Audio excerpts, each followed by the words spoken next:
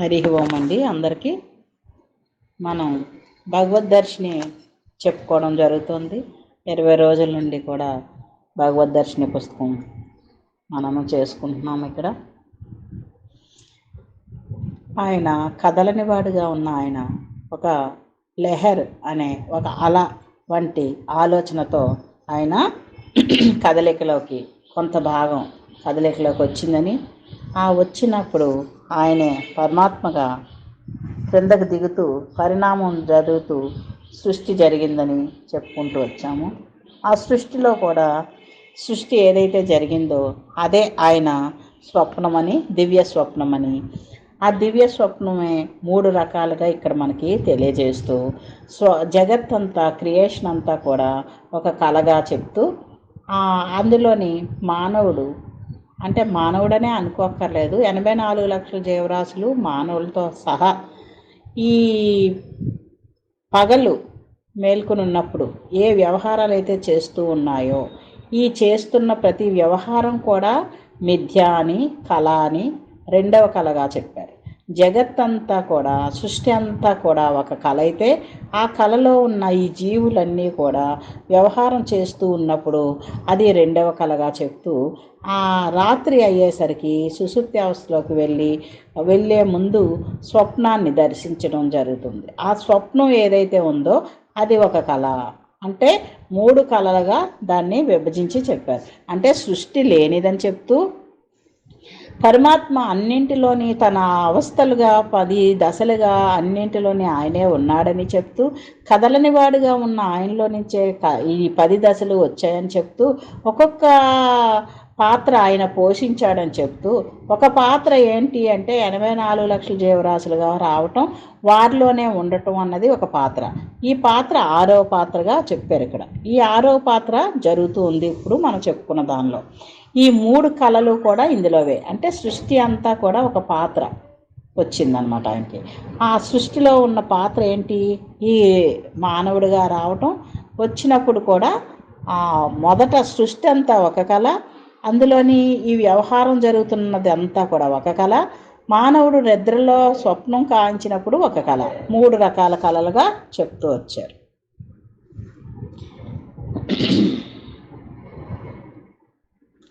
గాఢ నిద్రలో మానవుని దేశ కాలములు నాశనమైనట్లుగా ఉన్నవి, అనగా తాత్కాలికముగా నాశనమైనవి. ఇక్కడ గాఢ నిద్రలో మానవుడికి దేశము కాలము ఉండదు, నాశనం అయినట్టే. ఎలాగా చెప్తున్నారు నాశనం అవడం అంటే, ఇక్కడ మనం గాఢ నిద్రలో మనందరికీ అనుభవం ఉంది. పూర్తిగా నిద్రపోయినప్పుడు మనకి ఏ విషయం గుర్తుండదు. అంటే నేను నా పేరుతో సహా నేను ఒక శరీరంగా ఉన్నాననే విషయం కూడా తెలియని స్థితిలో అంతా మర్చిపోయి ఉంటాం. అది అంటే జగత్తంతా నాశనం అయిపోయిందని చెప్పడం. కళలో మనకి కొంచెం స్పృహ ఉంటుంది, కొంచెం కనిపిస్తుంది. కానీ గాఢ నిద్రలో మాత్రం మానవుడికి దేశంతో పని లేదు, కాలంతో కూడా పని లేదు. సమయం కూడా మనకు తెలుస్తుందా?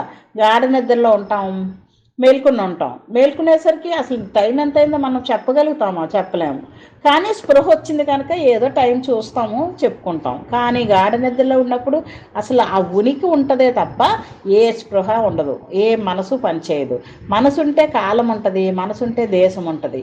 మనసే లేని స్థితిలో మనసు నిద్రలోకి గాఢంగా వెళ్ళిపోయినప్పుడు అది పూర్తిగా నాశనమైన స్థితిలో, అంటే తాత్కాలికంగా నాశనం అవటం. అదే మనకి భగవంతుని యొక్క సుషుప్తి అనుకోండి, అది ఎన్నో కోట్ల సంవత్సరాలు ఉండిపోద్ది అనమాట ఆ స్థితిలో. అందుకని ఇక్కడ తాత్కాలికంగా నాశనం అవుతోంది మానవుడికి.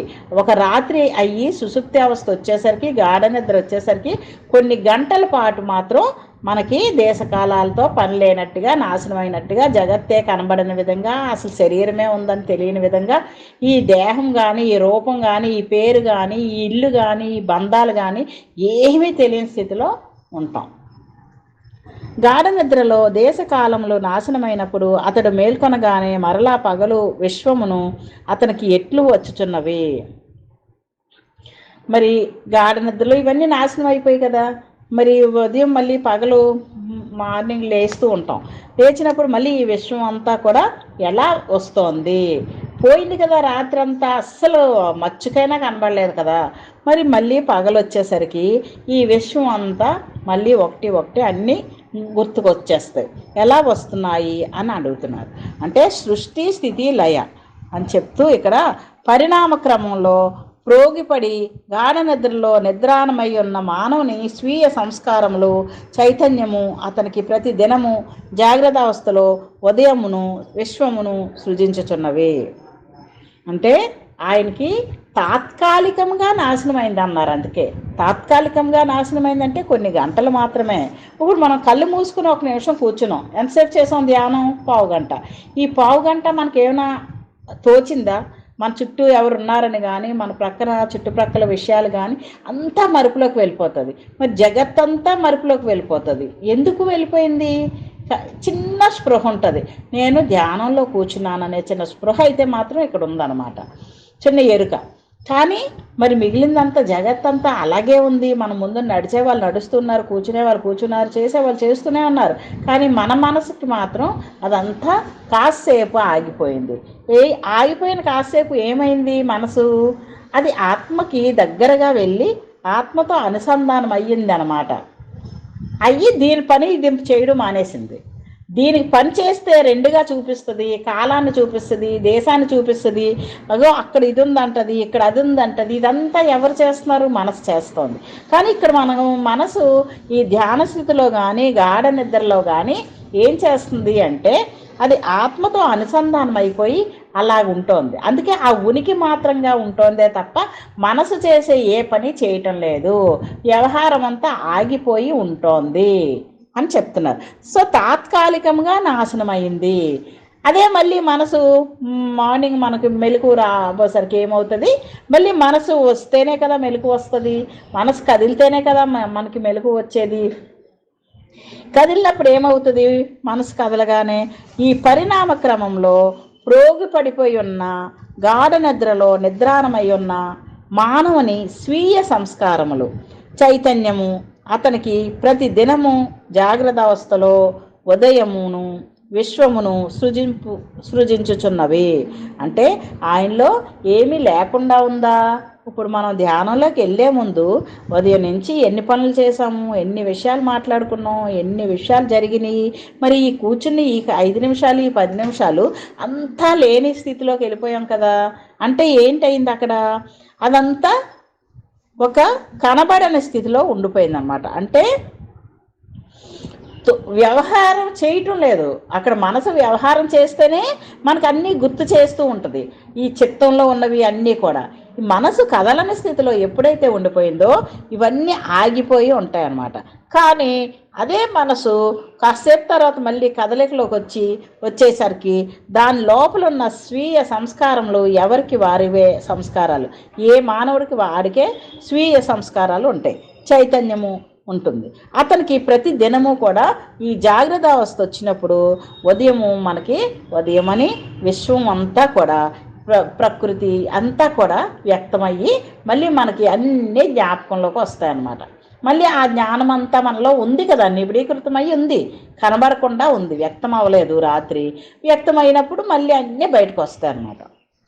జాగ్రత్త అవస్థలో మానవుని నిత్య జీవిత స్వీయ సంస్కారములచే ఉదయ విశ్వములు పోషింపబడుచున్నవి. ఇక్కడ జాగ్రత్త అవస్థ ఏదైతే ఉందో మానవుడికి నిత్య జీవితంలో తన స్వీయ సంస్కారముల వల్ల ఉదయం అని విశ్వం అంతా కూడా పోషింపబడుతోంది అనమాట. అంతే కదా. ఇప్పుడు చిన్నపిల్లడు ఉన్నాడండి, కొద్దిగా ఎగ్జాంపుల్ చెప్పుకుందాం. చిన్నపిల్లడు ఉన్నాడు, పుట్టిన వెంటనే వాడు పడుకున్నాడు, లేచాడు, మనలాగే లేచాడు వాడు కూడా.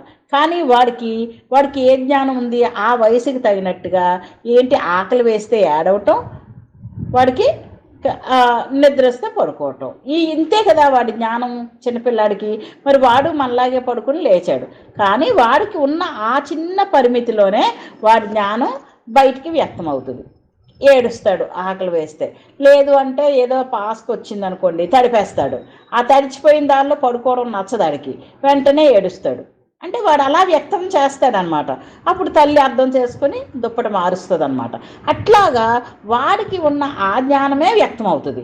మరి ఇక్కడ మానవుడిగా ఉన్న మనం ఇన్ని సంవత్సరాల నుంచి మనకున్న నాలెడ్జ్, మనం తెచ్చుకున్నది, పాత జన్మల్లో తెచ్చుకున్నది, ఇప్పుడు ఉన్నది అంతా కలిసి బయటికి వ్యక్తమైనప్పుడు మెలకు వస్తూ వస్తూ ఏంటి గుర్తొస్తుంది? ముందు నా పేరు గుర్తొస్తుంది, నేను ఉన్నానని గుర్తొస్తుంది, నాకు ఈ శరీరం గుర్తొస్తుంది, నేను మంచం మీద ఉన్నానని గుర్తొస్తుంది, మంచం ఎక్కడుంది, ఈ పలానా రూమ్లో ఉందని గుర్తొస్తుంది, అది ఎటువైపు ఫేసింగ్ ఉంది, ఇవన్నీ గుర్తొస్తాయి. ఎందుకు అవన్నీ గుర్తొస్తున్నాయి? రోజు పడుకునే లేస్తున్నాం కదా అంటే ఈ గాఢ నిద్రలో అన్నీ మరుపులోకి వెళ్ళిపోయినాయి కనుక మళ్ళీ అది అన్నీ గుర్తు చేసుకుంటుంది. నేను ఎటువైపు పడుకున్నాను, తలగడ ఎటువైపు వేసుకున్నాను, బాత్రూమ్ ఎటువైపు ఉంది, ఇది ఏ రూము, ఇది ఎవరిల్లు, ఇవన్నీ గుర్తు చేసుకునే లేస్తాం. మరి ఇదంతా జ్ఞానం లోపల ఉన్నది, అది అవ్యక్తంలో ఉంది, మళ్ళీ వ్యక్తమైంది. అలాగే ఈ సృష్టి కూడా అవ్యక్తంలోకి వెళ్ళిపోయినప్పుడు ఆ భగవంతుని యొక్క సుషుప్తి అన్నారు, అది మళ్ళీ మేల్కున్నప్పుడు జగత్తు స్వప్నంలోకి వచ్చింది అన్నారు. ఈ స్వప్నమే ఆయనకి ఏంటి? ప్రకృతి అంతా కూడా మళ్ళీ సృష్టి జరిగింది, అదంతా స్వప్నం అన్నారు. మనకి అలాగా చూసుకున్నప్పుడు ఈ కనిపించేవన్నీ కూడా మళ్ళీ నెమ్మదిగా ఆ లోపల ఆల్రెడీ ఉన్న సంస్కారమే కనుక అదే జ్ఞానంగా ఉంది కనుక మనం మెలకువ రాగానే మళ్ళీ ఇవన్నీ కూడా పోషింపబడుతున్నాయి. జాగ్రత్త అవస్థ ఎందున్న సంస్కారములు నిద్రావస్థలో ఉన్న అనుభవ సంస్కారములచే పగలు విశ్వములు నాశనమవుతున్నవి. ఇక్కడ జాగ్రత్త అవస్థలో ఉన్న సంస్కారములు, నిద్రావస్థలో ఉన్న అనుభవ సంస్కారముల చేత పగలు జరుగుతున్నవన్నీ నాశనం అయిపోతున్నాయి. రాత్రి ఏంటి మనకి నిద్రావస్థలో అనుభవం ఉంది? ఆ ఒక్క ఆనందం అనే అనుభవం ఉంది అంతే. ఆ ఆనందం కూడా వ్యక్తం అవ్వకుండా ఉంది, సూక్ష్మంగా ఉంది. అంటే అక్కడ హాయి ఉంది, ఒక హాయి. ఉదయం లేచాక మనకి తోస్తుంది ఏంటంటే రాత్రి హాయిగా నిద్ర పట్టింది అని చెప్పగలుగుతున్నాం. ఆ హాయి ఉందే, అది ఆత్మ యొక్క స్థితి. అది మనకి ఉదయం వచ్చేసరికి ఆ హాయిలో ఏంటి పోయింది పక్కకి? ఈ పగలంతా అనుభవిస్తున్నామే, ఈ యొక్క జాగ్రత్త అవస్థలో మనకున్న సంస్కారాలన్నీ ప్రేరేపిస్తూ లోపల జరుగుతున్నది ఉదయం నుంచి రాత్రి నిద్రలోకి వెళ్ళిపోయే వరకు చేసిన పనులన్నీ కూడా ఆ ఆనంద స్థితి ఏదైతే అనుభవంలోకి వస్తుందో,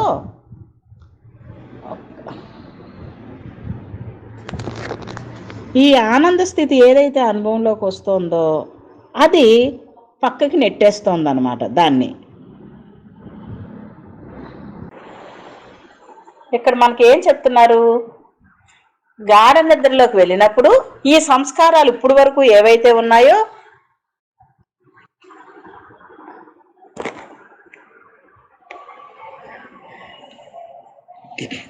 ఉదయం నుంచి రాత్రి వరకు మనం పడుకున్నవి, ఈ పడుకునే వరకు ఏవైతే జరిగినాయో సంస్కారాలు, ఇవన్నీ కూడా మనకి గాఢ నిద్రలోకి వెళ్ళేసరికి పక్కకు వెళ్ళిపోయాయి. అంటే పక్కకు వెళ్ళడం అంటే నిద్రానం అయిపోయిందా అనమాట, కనబడట్లేదు, వ్యక్తం అవ్వట్లేదు. సో నాశనమైంది అని చెప్తున్నారు ఇక్కడ. ఎప్పటి వరకు నాశనమైంది? తాత్కాలికంగా నాశనమైంది అంతే కదా. మళ్ళీ మెలకు రాగానే మళ్ళీ మనసు వస్తుంది, మనసు లేస్తూనే అన్నీ గుర్తు చేసుకోగలుగుతుంది. దానికి ఉన్న న్యాచురల్ ఏంటి పవరు? దానికి అన్నీ మెమరీ కార్డులోనే ఉంటాయి. సో అది మళ్ళీ వచ్చినప్పుడు ఈ జాగ్రత్త అవస్థ కూడా మళ్ళీ వ్యవహారంలోకి వచ్చేస్తా అన్నమాట. సో జాగ్రత్త అవస్థ యందు ఉన్న సంస్కారములు నిద్రావస్థలో ఉన్న అనుభవ సంస్కారముల చేత పగలు విశ్వములు నాశనం అయిపోతున్నాయి. అది ఈ నిద్రావస్థలోకి వెళ్ళేసరికి ఆ నిద్రలో ఒక అనుభవాన్ని అనుభవిస్తున్నాం మనం.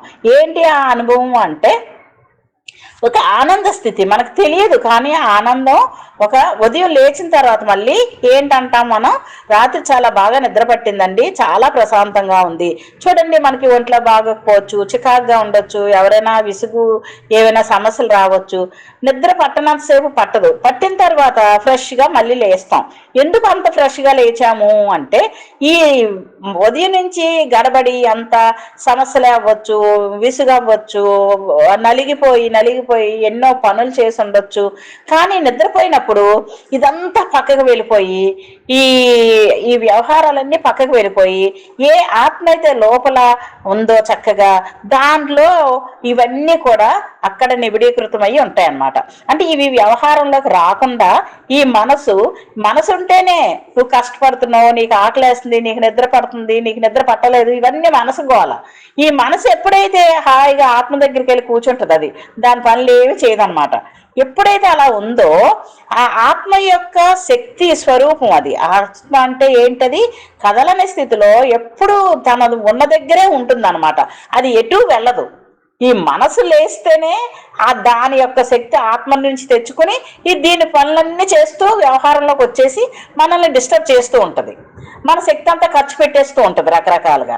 కానీ ఎప్పుడైతే ఈ మనసు హాయిగా రెస్ట్ తీసుకుందో ఈ ఖర్చు అవ్వాల్సిన శక్తి ఎక్కడికి వెళ్ళటం లేదు. చక్కగా ఉన్నది ఉన్నట్టుగా ఆ ఆత్మస్వరూపంగా ఉంది కనుక రాత్రి గాఢ నిద్రలో ఒక హాయి తెలుస్తోంది అన్నమాట మనకి. అది ఎప్పుడు తెలుస్తోంది? మనం ప్రజ్ఞాస్వరూపులుగా మార్పు చెందితే ఆ రాత్రే మనకు తెలుస్తుంది. మనకి గాఢ నిద్రలో కూడా ఎరుకుంటుంది. కానీ ప్రస్తుతం మనం ఒక అజ్ఞానం అనే పొరలో చిక్కుకుని ఉన్నాం కనుక ఈ గాఢ నిద్రలో ఉంటున్నప్పుడు మాత్రం మరుపులోనే ఉన్నాం. అజ్ఞానం ఉన్నంత వరకు మరుపు ఉంటుంది. ఎప్పుడైతే జ్ఞానిగా నువ్వు మారుతావో అది ప్రజ్ఞ మేల్కోవటం వల్ల ఇంకా రాత్రి పగలు ఒకేలా ఉండగలుగుతావు. అప్పుడు నీకు మరుపు ఉండదు అనమాట.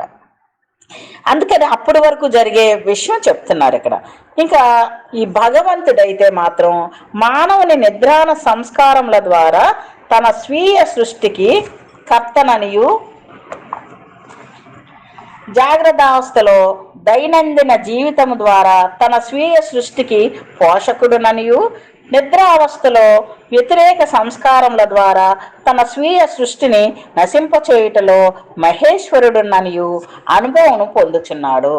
భగవంతుడు ఏం చేస్తున్నాడు? ఈ పాత్ర కూడా భగవంతుడిదే కదా ఇక్కడ మనకు చెప్తున్నారు. అందుకని ఇక్కడ ఏంటంటున్నారంటే ఈ భగవంతుని పాత్ర కనుక ఆ పాత్ర ఏం చేస్తున్నాడు ఇక్కడ? మానవుని నిద్రాన సంస్కారం ద్వారా నిద్ర జరిగేటప్పుడు తన స్వీయ సృష్టిలో కర్తగా తనే కర్తనని భావిస్తూ ఉన్నాడట. అలాగే జాగ్రత్తావస్థలో ఏం చేస్తున్నాడు?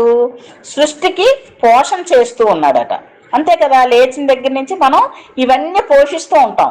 మనం చేయాల్సిన పనులన్నీ వ్యవహారంలోకి వస్తాయి, పోషణ జరుగుతూ ఉంటుంది. మళ్ళీ నిద్రావస్థలోకి వెళ్ళేసరికి వ్యతిరేక సంస్కారం ద్వారా తన స్వీయ సృష్టిని నశింపచేయటం మహేశ్వరుడు పని. అది అంటే బ్రహ్మ, విష్ణు అలాగే మహేశ్వరుడు చేసే పనులు మనలో నిద్రానమై ఉన్నప్పుడు ఒకలాగా, అక్కడ నిద్రలో గాఢ నిద్రలో ఇవన్నీ నశిస్తూ మనకి పడుకోగానే ఏమవుతుంది? కొన్ని ఆలోచనలు అలా అలా అలా అలా తగ్గడం మొదలవుతాయి. తగ్గుతూ తగ్గుతూ తగ్గుతూ మనకు తెలుస్తూనే అన్నీ నాశనం అయిపోతాయి అన్నమాట. ఆ నాశనం అయిపోవడమే మహేశ్వరుడు యొక్క పని అన్నమాట. లయ అంటే లయమైపోవడమే. అంటే సృష్టి స్థితి లయ అంటే అర్థం అదే. అది ఏదైతే సృష్టించబడిందో ఉదయం ఆ సృష్టించిందంతా కూడా పోషించాడు విష్ణుమూర్తి. మరి గాఢ నిద్రలోకి అయ్యాక మహేశ్వరుడు పని ఏంటి? లయమైపోయేలా చేస్తున్నాడు. అది లయమైతే తప్ప నిద్ర పూర్తిగా పట్టదు మనకి. నిద్ర పడితే తప్ప మనకి ఆత్మస్వరూపంగా మనలో మనం మన శక్తితో మనం ఉండలేము. ఈ రోజంతా 24 గంటలు ఖర్చు పెట్టుకుంటూ ఉన్నాం అనుకోండి, ఈ లయ జరగలేదనుకోండి, మనం ఎనర్జెటిక్గా ఉండలేము. ఎప్పుడైనా చూడండి, ఒక రోజు నిద్ర లేదనుకోండి, మన్నాడు ఎంత డేలా అయిపోతాం కదా. అంటే ఎనర్జీ ఖర్చు పెట్టడమే జరుగుతూ ఉంటుంది అన్నమాట లేచుంటే. కానీ గాఢ నిద్రలోకి వెళ్ళినప్పుడు భగవంతుడు ఏం చేస్తున్నాడు? ఈ సంస్కారాలన్నిటినీ లయ చేసేస్తున్నాడు అనమాట. లయమైపోయేలా చేసి, నశించేలా చేసి నిన్ను ఆత్మతో ఉంచుతున్నాడు. నువ్వు స్వయంగా నువ్వు ఆత్మస్వరూపానివే, నిన్నుగా ఉంచుతున్నాడు అనమాట. నీలో ఉన్నది ఆయనే కదా. సో ఆయన స్వస్థితిలోనే ఆయన మనల్ని ఉంచుకుంటున్నాడు. అంటే ఈ ఉపాధి యొక్క ఈ మనసు కానీ, ఈ అహంకారం కానీ, ఈ చిత్త అహంకారాలన్నీ కూడా ఈ మనసుతో కలిసి ఈ శరీరానికి వచ్చాయి. ఇవన్నీ ఉన్నంతసేపు ఖర్చు అవుతూనే ఉంటుంది శక్తి పగలు. ఎప్పుడైతే గాఢ నిద్రలోకి వెళ్ళామో ఈ కర్మేంద్రియాలు, జ్ఞానేంద్రియాలు, అంతరేంద్రియాలు అన్నీ లయమైపోతాయి లోపలికి. అలా ముడుచుకుపోతాయి, లోపలికి వెళ్ళిపోతాయి అనమాట. వెళ్ళి ఎక్కడికి వెళ్ళిపోయాయి?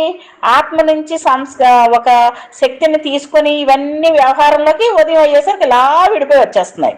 మళ్ళీ ఇవన్నీ ముడుచుకొని లోపల నిద్రలోకి వెళ్ళిపోయినట్టే వెళ్ళిపోతున్నాయి అన్నమాట. లైన్ అయిపోతున్నాయి. ఎక్కడ లైన్ అయిపోతాయి? అవి ఉన్న స్థానంలోనే ఉంటాయి అన్నమాట, ఆ ఆత్మ దగ్గరే ఉంటాయి. అప్పుడు ఆ చక్కగా శక్తివంతంగా ఏ ఖర్చు అవ్వట్లేదు, శక్తి ఉన్నది ఉన్నట్టుగా ఉంటున్నాడు. ఆయన స్వయంగా ఆయన ప్రశాంత స్వరూపుడు కనుక ఆ రాత్రి సహజంగా తన స్థితిలో తను ఉంటాడు. ఆ సహజ స్థితి ఏదైతే ప్రశాంతంగా ఉందో ఉదయం లేచేసరికి నీకు హాయి తెలుస్తుంది అనమాట. ఫ్రెష్గా ఉంది లేచిన వెంటనే అనుకుంటాం, మొహాలు హాయిగా కనిపిస్తాయి అందరివి కూడా. ఆ ప్రశాంతత ఎవరి నుంచి వచ్చింది, ఎక్కడి నుంచి వచ్చింది అంటే ఆ ఉన్నవాడు ఎప్పుడూ అలాగే ఉంటాడు. ఈ గోలంతా ఎక్కడి నుంచి వస్తుంది అంటే మేల్కుంటున్న ఈ మనసు నుంచే వస్తుంది. మనసు 2గా చూపిస్తోంది, 3గా చూపిస్తోంది. ఈ ఎనర్జీస్ అంతా ఖర్చు పెట్టేస్తూ ఉందన్నమాట. అందుకనే మనం ఎంత వీలైతే అంత, ఎప్పుడు వీలైతే అప్పుడు మనం ఆ సమాధి స్థితి అని ఎందుకు గురువుగారు అంత పదే పదే చెప్తున్నారు అంటే, నువ్వు మేల్కొని ఉన్నప్పుడు కూడా నీ ఆలోచన పదే పదే రోజుకి 50,000 ఆలోచిస్తట యావరేజ్గా ఈ మనసు. ఆ ఆలోచనలు పూర్తిగా 1కో 2కో తగ్గించుకునే అంతగా తగ్గించుకోవాలి. ఏదో అవసరం ముఖ్యమైతే తప్ప ఆలోచన చేయకుండా ఉండగలిగితే ఈ పగలు కూడా ఆ గాఢ నిద్రలో ఎలాంటి హాయినైతే పొందుతున్నావో, ఎలా అయితే ఆదా అయిపోతుందో శక్తి అంతా కూడా, అట్లాగే పగలు కూడా జాగ్రత్త అవస్థలో నువ్వు ఏ పని చేసి చేయని వాడిగా ఉంటూ, నేను నాది లేకుండా ఉంటూ, ఉన్నది ఒకటే అనే భావాన్ని పెంచుకుంటూ, విపరీతమైన ఆలోచనలు ఏమీ లేకుండా జరుగుతున్నది జరిగేలాగా చూస్తూ ఉంటే సాక్షిగా ఇంక నువ్వు ఖర్చు అయ్యేదేమీ ఉండదు. అలా ప్రతి క్షణం ఉండమంటున్నారు అన్నమాట. అదే సమాధి అంటున్నారు. సమాధి అంటే 6 రకాలుగా చెప్తూ వస్తారు సమాధి గురించి. ఎప్పుడైనా మనం ఆ టాపిక్ విడిగా చెప్పుకుందాం. సమాధిని 6 రకాలుగా చెప్తా వస్తారు. సో ఈ మేల్కొని ఉండి కూడా సమాధి స్థితిలో ఉండగలగటం అంటే ఏది అంటని స్థితిలో నీకు నువ్వు ఏది ఆలోచన లేకుండా ఉండగలిగితే అప్పుడు రాత్రి గాఢ నిద్రలో ఎలా అయితే హాయిని పొందుతూ ఉందో అలాగే నువ్వు హాయిని పొందగలవు. అందుకే ఎప్పుడు ఏం చెప్తారంటే, ఒక జ్ఞాని రాత్రి ఎలా ఉంటాడు అంటే పగలులాగా ఉంటాడంట. మనం పగలు ఎలా ఉన్నామో అలా ఉంటాడట. పగలు ఎలా ఉంటాడు అంటే మనం రాత్రి ఎలా ఉంటామో గాఢ నిద్రలో అలా ఉంటాడని. ఎందుకు అలా చెప్తారు అంటే, ఇంత వ్యవహారం జరుగుతున్నప్పటికీ కూడా ఒక జ్ఞాని కదలని స్థితిలో, లోపల ఏ స్థితి అయితే కదలని స్థితిలో మనం గాఢ నిద్రలో పొందుతున్నామో అలాంటి హాయి తనతో తను ఉండేలాగా ఉంటాడని అర్థం. తన ముందు సంసారం అంతా జరుగుతూనే ఉంటుంది. తల్లి, పిల్ల, భార్య, పిల్లలు అంతా, ఇరుగు వాళ్ళు, పొరుగు వాళ్ళు, సమాజం అంతా నడుస్తూనే ఉంటుంది. కానీ వాడెట్లా ఉన్నాడట, గాఢ నిద్రలో ఉన్న ఆ శక్తి స్వరూపం తనతో తను ఎట్లాగైతే ప్రశాంతంగా ఉందో అలాంటి స్థితిలో వాడు ఉంటాడనమాట జ్ఞాని. ఏ ఋషిని చూసినా అట్లాగే. కానీ గాఢ నిద్రలో మనం వాడు పడుకున్నప్పుడు మన వ్యవహారం లాగా ఉంటుందని ఎందుకు చెప్తారంటే, మన వ్యవహారం అని కాదు అక్కడ అర్థం. అంటే నిద్రలో వాడు మంచం మీద పడుకున్నప్పటికీ, శరీరం పడుకునే ఉన్నప్పటికీ, కళ్ళు మూసుకునే ఉన్నప్పటికీ ప్రజ్ఞ మేలుకునే ఉంటుంది. ఆ ప్రజ్ఞాస్థితిలో ఉంటూ వాడి శిష్యులు ఎక్కడున్నారు, వాళ్ళు ఎవరు ఆయన్ని వేడుకుంటున్నారు, ఏ తహతో ఎక్కడెక్కడ ఎవరెవరు ఎలాంటి బాధల్లో ఉన్నారు, ఎవరెవరికి ఎలాంటి సందేహాలు ఉన్నాయి, సత్యాన్ని తెలుసుకోవాలనే కుతూహలంతో ఎక్కడ ఎవరు ఎదురు చూస్తున్నారు అని ఒక వ్యవహారాన్ని పెట్టుకుంటాడు రాత్రి టైంలో. పెట్టుకొని ఆయన చైతన్యం వ్యాపించి తిరుగుతూ ఉంటుంది. ఎక్కడ తపనతో ఆ రాత్రి వేళ ఎవరు ఏమి కోరుకుంటున్నారో, ఏది అయితే ఇబ్బంది పడుతున్నారో అని, ఎలాంటి సమస్యతో ఉన్నారో, ఎలాంటి సందిగ్ధాలతో ఉన్నారో అని ఆయన వ్యవహారం అప్పుడు చేసుకుంటాడట. అందుకే నువ్వు పడుకునేటప్పుడు ఆయన తలుచుకుని ఆ స్థితిలో నిద్రపో, అప్పుడు ఆయన నీకు అందుతాడు అని చెప్తారు మనకి. అందుకనే రాత్రి సమయం కూడా చక్కగా ధ్యాన సమయంగా మార్చుకోండి అని ఎందుకు చెప్తారంటే, ఇందుకే ఆయన వ్యవహారం అంతా రాత్రే చేస్తారట. అందుకే మనం గాఢ నిద్రలో మనం ఎప్పుడైనా ఒక్కొక్కసారి మనకి సడన్గా ఒక అనుభవం కలుగుతూ ఉంటుంది. ఎవరో మహానుభావుడు వచ్చినట్టు, ఆయన ఏదో మనకు చెప్పినట్టు, మనకేదో అర్థమైనట్లు, అలాంటివన్నీ కొన్ని జరుగుతూ ఉంటాయి. ఎందుకు జరుగుతున్నాయి అంటే, నువ్వు ఆ ప్యూర్గా లోపల ఒక తహతో ఏదో అడుగుతున్నావు, ఏదో ప్రశ్న ఉంది లోపల, సమాధానం కోసం వెతుక్కుంటూ ఉన్నావు. నీవు గాఢ నిద్రలోకి వెళ్ళినప్పుడు నీ సూక్ష్మ శరీరం అది గ్రహించే పని చేసుకోవడానికి అది కూడా వ్యాపకమే కదా, అది కూడా ఎక్కడికైనా వెళ్ళగలదు కదా. గురువుని వెతుక్కొని వెళ్ళొచ్చు, గురువు నిన్ను వెతుక్కొనైనా వచ్చి ఆ సమాధానం నీకు అందించవచ్చు అనమాట. అందుకని మనం నిద్రపోయే ముందు ప్రార్థనలు అవి చేసుకోవటానికి కారణం కూడా ఇదే. ఈ విధంగా మనం గాఢ నిద్రలో ఆ ఋషి అంటే ఒక జ్ఞాని ఎలా ఉంటాడు, మనం ఎలా ఉన్నాము అనే విషయాలు ఇక్కడ బాగా తెలుసుకోవడం జరిగింది. అలాగే ఈ 3 అవస్థలు, సృష్టి అని, స్థితి అని, లయ అని 3 ఎలా మనలో జరుగుతున్నాయి అనేది కూడా ఇక్కడ తెలియజేశారు. ఇక్కడికి ఇలా మనం ఆపుకుందామండి, కొద్దిగా డిస్కస్ చేసుకుందాము. ఓకేనండి. ఎవరికి ఏంటి అర్థమైంది, కొన్ని పాయింట్స్ మనం మాట్లాడుకోవడానికి బాగుంటుంది కదా.